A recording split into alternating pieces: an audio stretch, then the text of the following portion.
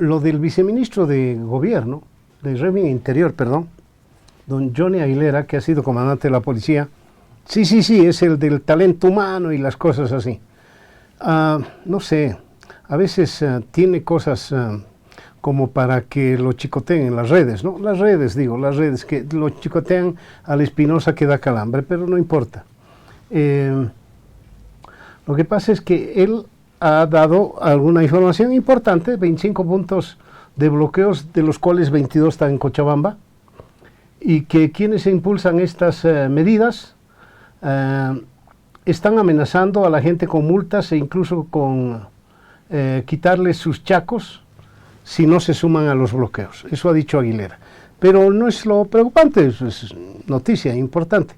Lo que ha dicho Aguilera, y no sé de dónde ha sacado la información, espero que la ratifiquen en cualquier momento, es que el $1.000.000, famoso $1.000.000, por lo que hay un policía preso en San Pedro, y hay algunos otros detenidos, ese $1.000.000 que vino de Chile, porque eso es lo que han dicho, ¿no? Ese $1.000.000 estaba destinado a financiar los bloqueos aquí, en nuestro país. Y entonces uno se pregunta, ¿no es demasiado chairo?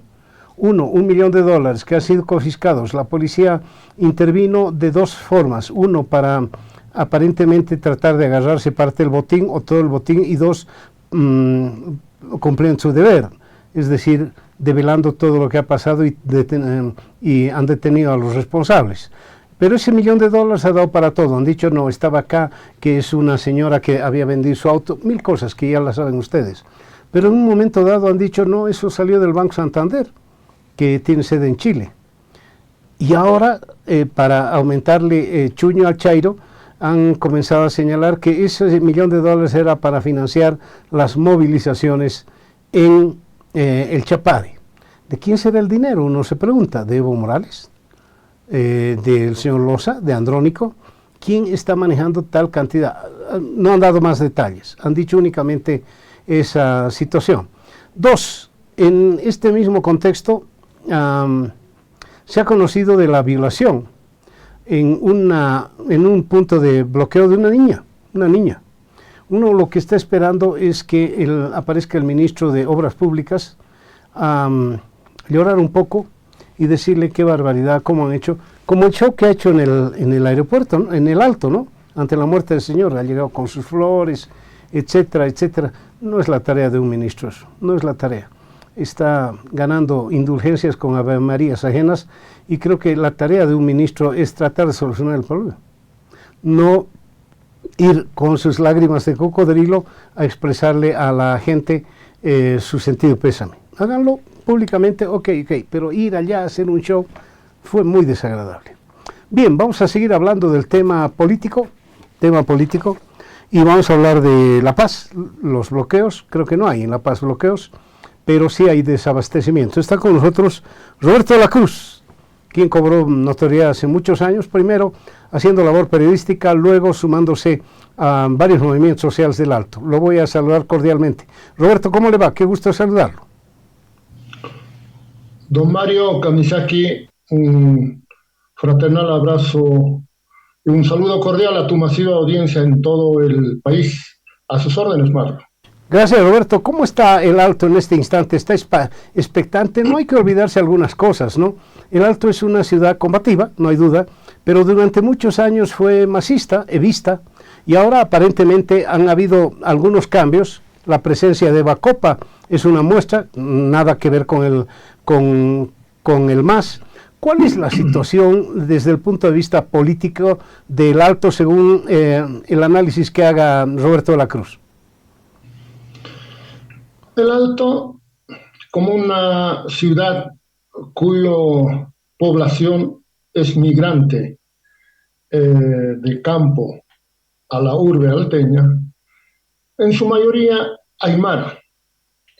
Y esa aymara ha llegado al Alto en busca de mejores condiciones de vida. Y efectivamente, con una reivindicación que es mejores condiciones de vida. Pero el Alto, al no encontrar oportunidades de fuentes de trabajo, la mayoría ha engrosado a dedicarse en la economía informal, es decir, la mayoría es comerciante, gremial, artesano, cuentapropista o profesional independiente. Y esa gente efectivamente es rebelde. Cuando sus intereses son afectados, cuando nuestros intereses son afectados, se rebela, ¿sí? Por una causa. ¿Por qué? Porque sus intereses son afectados y se convierte eso en una causa social, en una reivindicación, una demanda social. Eso pasó el 2003 y lo propio en otros momentos como las grandes marchas de protesta como las que se conquistó la Universidad Pública del Alto, la declaración de rango de ciudad a la ciudad del Alto, la autonomía universitaria y entre otras conquistas que se han logrado. Pero por el momento, Mario, permítame manifestar, el alteño, el aymara, no ha encontrado un motivo, un causal, una demanda social para decir nosotros estamos de acuerdo con este bloqueo de camino. Es decir, este bloqueo de camino que realizan los chapareños en las carreteras del trópico de Cochabamba, no encontramos una demanda social, una causa común. Y por tanto, el alteño no ve sus intereses afectados. Y por tanto, el alteño y de las 20 provincias dice, no, vamos a bloquear y no podemos bloquear las carreteras. Recién hemos salido de la pandemia hoy y necesitamos reactivar la economía. Entonces, ¿cómo es posible que bloqueemos a estas alturas cuando no hay una reivindicación social, una demanda social, una causa social? Y así lo ha entendido el alteño como de las 20 provincias. Ajá. Ahora, Roberto, parece que estaríamos hablando aquí de una entelequia unificada en torno a un hombre, el Alto. Pero entendemos que hay muchísima diversificación en el Alto. Hay gente con mucho dinero, me han contado, no sé si es cierto o es parte del imaginario popular, de que la Ceja del Alto es uno de los sectores más caros de Bolivia, más caro que el Urubó en Santa Cruz. No sé si es cierto, pero lo que sí es cierto es que hay mucha gente que, alguna gente que derrocha entusiasmo, dinero y algunas veces hasta mal gusto con esos famosos cholets.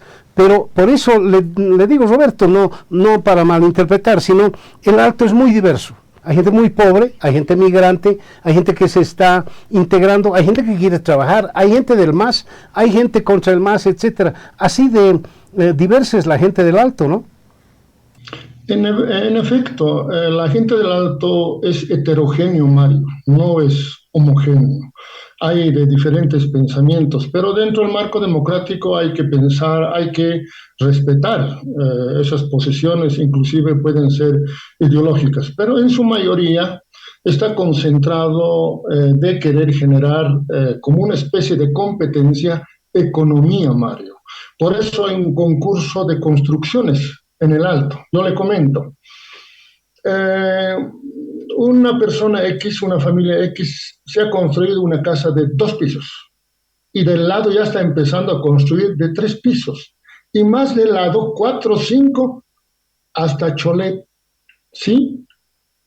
Ese es el comportamiento del mundo andino que dice quiero ser Camiri, quiere ser próspero. ¿Sí? No importa prestándose del banco, pero quiere ser próspero, quiere tener su vehículo, ¿por qué no 0 kilómetros?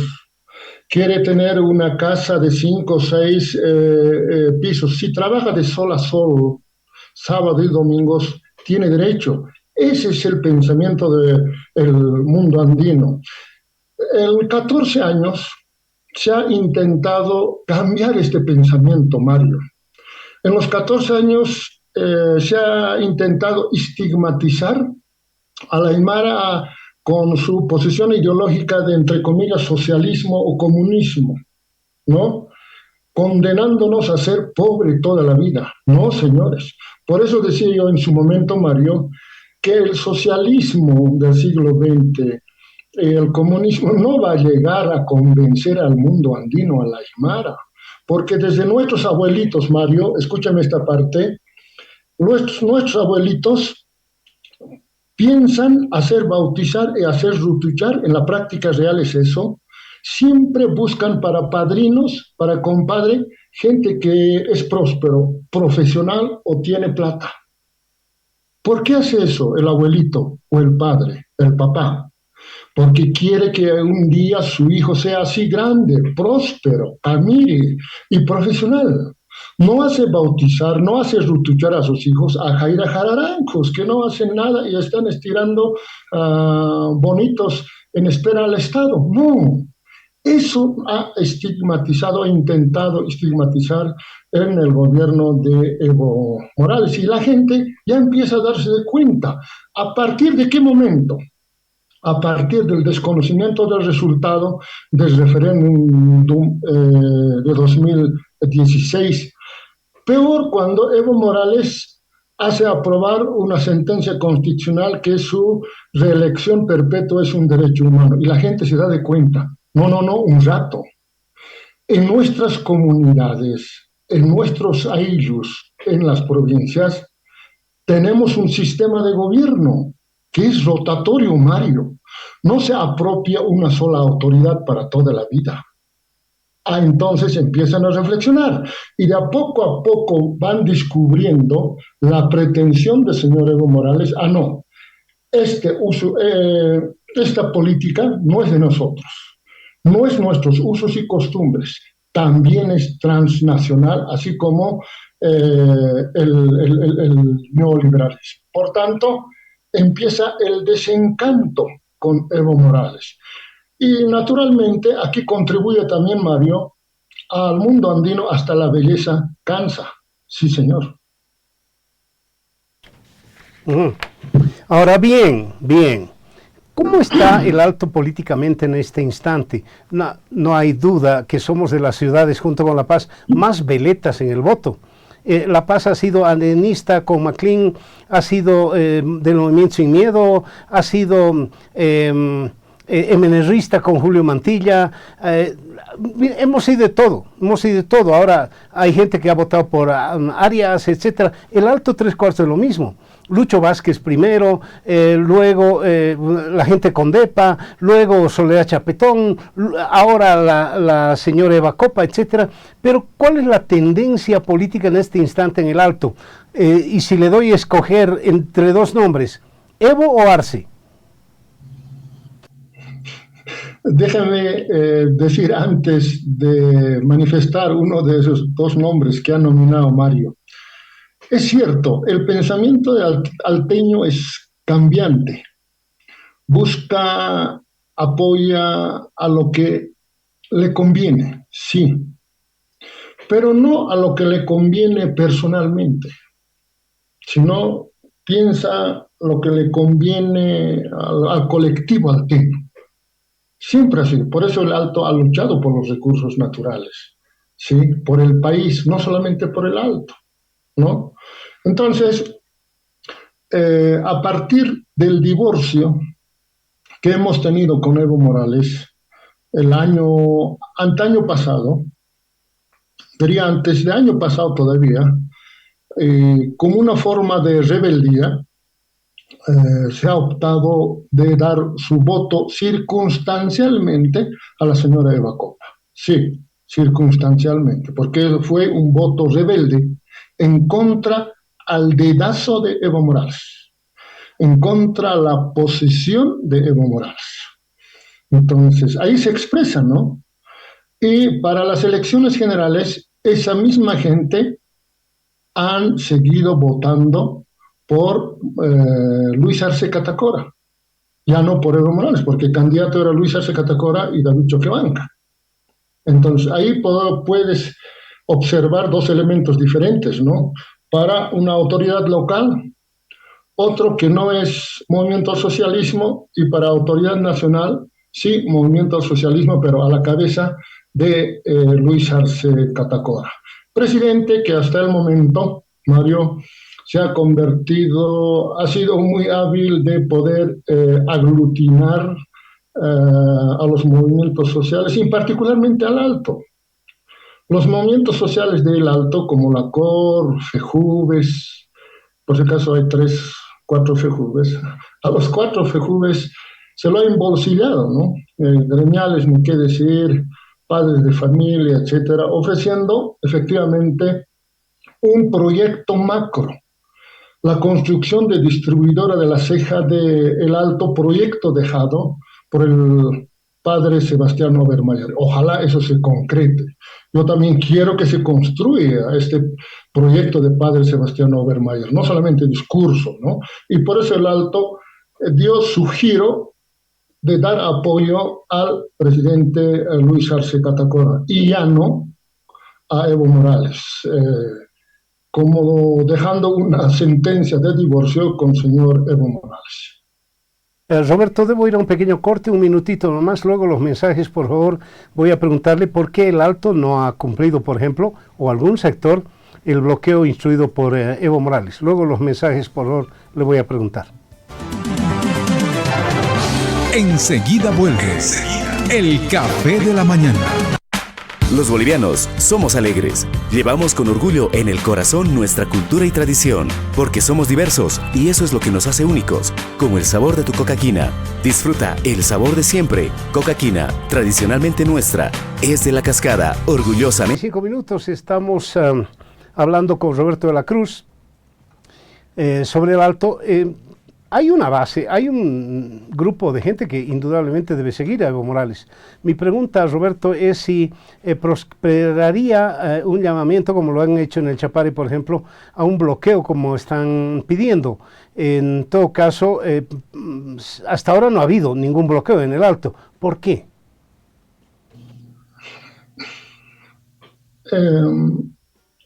El Alto se ha divorciado con Evo Morales.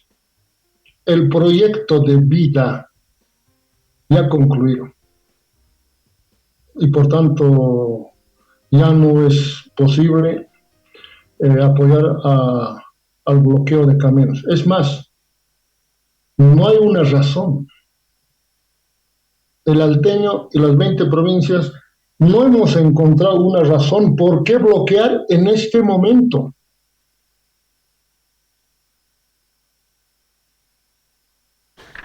Bien, en todo caso, dada su respuesta, no hay por qué bloquear en este instante. Es que ahí, al margen de esa situación de ruptura ideológica con Evo Morales, ¿usted cree, Roberto, que hay, digamos, una necesidad que tiene el pueblo alteño de seguir trabajando, de seguir consiguiendo cosas, porque un bloqueo los va a reventar, como nos revienta cualquiera? A ver, ustedes los periodistas no tienen que ser tan ingenuos en algo que les voy a decir con todo cariño, Mario. Mire, este bloqueo de caminos que hoy han hecho aparecer como un bloqueo de 25 puntos, como si existieran 25 puntos. Pero si hacen una supervisión con cámaras, estos 25 puntos, en los puntos centrales ya del trópico de Cochabamba ya no vas a encontrar gente, solo montones por montones de tierra nomás. Solo en los costados, donde hacen aparecer nuevos puntos de bloqueo, solo ahí es trasladado la gente del trópico de Cochabamba. No estoy hablando porque alguien me ha dicho, me ha avisado, no, sino Roberto de la Cruz fue testigo. Fui a ver. Mire, he estado durante 7 días, con hoy día 8 días en el interior, Mario, te confieso. Me invitaron los compañeros de Yayagua, Uncía, siglo XX, para explicar la sentencia constitucional 1010, quebrado 2023, y la declaración constitucional de prórroga de mandato. Querían una interpretación legal, constitucional, los guerreros del norte de Potosí. Yo les he explicado, así como algún medio creo que ha difundido ese punto. Yo les he explicado. Entonces, los compañeros de Potosí dijeron, entonces no hay por qué bloquear. Lo propio en Sucre. Y finalmente de Sucre venimos por otra carretera, no por la carretera donde está bloqueado, a Cochabamba. Y en Cochabamba nos reunimos con los productores, sectores productivos, gremiales, lecheros, fruticulturas, etcétera, etcétera. Y se salió una conferencia de prensa, lo propio con ellos. Entonces llegamos a una conclusión de siguiente manera. El bloqueo de caminos del trópico de Cochabamba no tiene una demanda social, sino una demanda personal de Evo Morales, que en fondo quiere anular, Mario, la sentencia constitucional 1010/2023 que anula la postulación a las próximas elecciones. Ese es el tema de fondo. Por eso Evo Morales se está volviendo loco con este bloqueo de caminos precisamente para anular esta sentencia. No es, solamente es un pretexto, solo es discurso el tema de prórroga de mandato de los magistrados. Ayer decía eso, pero hoy cambió. Ahora dice el litio, porque piensa que con el discurso del litio ahora puede promover a que se levante la gente. Ya no, ya la gente ha descubierto que es mentiroso el hombre. Ahora, Roberto, yo he visto ayer o en los últimos 3 días que no había gasolina en la ciudad de La Paz. Hay unas filas largas, el pollo está más caro. Ok, de acuerdo, usted voy a atribuirlo esto a mi ingenuidad de periodista. Más allá de eso, más allá del tema, tengo la impresión de que Evo Morales, coincido absolutamente con usted, que Evo Morales lo único que quiere es habilitarse. Pero pasa por un tema que podría incluso ser interesante. ¿Qué opina Roberto de la Cruz sobre los magistrados que han decidido autoprorrogarse?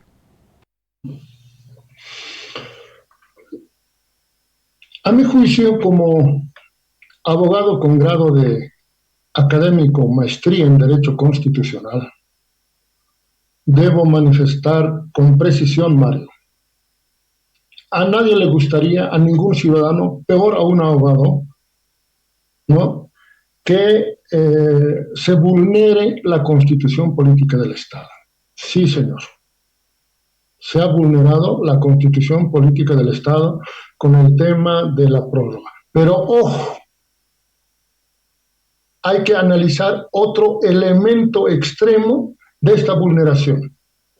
¿Qué pasa si no había esa declaración constitucional de prórroga de mandato? Hoy Bolivia se hubiera convertido como una especie de Ecuador, porque no hubiera existido Tribunal Constitucional Plurinacional. Por eso Evo quería que exista un vacío de poder del órgano judicial. ¿Sí? Ahí hubiera reinado quien tiene más fuerza sobre el más débil. ¿Sí? En ese tipo de casos, también el contenido de la Constitución prevé, da facultad al magistrado del Tribunal Constitucional Plurinacional, ¿sí?, analizar y prever casos como esta, ¿sí?, porque si no había esta declaración, hasta el momento hubieran seguido peleando en el órgano legislativo, pero ya no hubiera existido un vacío del órgano judicial. Entonces ahí hubiera existido un caos del mundo litigante. Eso se quería. Entonces, en ese tipo de extremos, sí tiene facultad de interpretar el contenido de la Constitución también los magistrados del Tribunal Constitucional. Pero nos guste o no nos guste, Mario, ya se ha emitido la Declaración Constitucional. ¿Por qué? Porque las sentencias constitucionales, los autos constitucionales y las declaraciones constitucionales surten efecto de Estado. Es de cumplimiento obligatorio. No hay ningún recurso ulterior que pueda poner en duda. No hay bloqueos de caminos, así exista algún otro movimiento más gravitante, más grave, no hacen retroceder, no se da por anulado una sentencia de esta naturaleza, porque es de cumplimiento obligatorio. Repito, nos guste o no nos guste. Bien, lo tengo claro. En todo caso, muy interesante este diálogo que hemos tenido sobre el Alto, una perspectiva muy interesante, a pesar de que somos, para mí, siempre una sola ciudad. Nos han dividido artificialmente por algunas circunstancias. Creo que somos una sola ciudad, La Paz y el Alto. En todo caso, muy interesante la perspectiva de Roberto de la Cruz. Gracias, Roberto, un abrazo y siempre estamos a la orden, ¿eh? Un fuerte abrazo, Mario. Bien, Buenos días. 10 de la mañana con 4.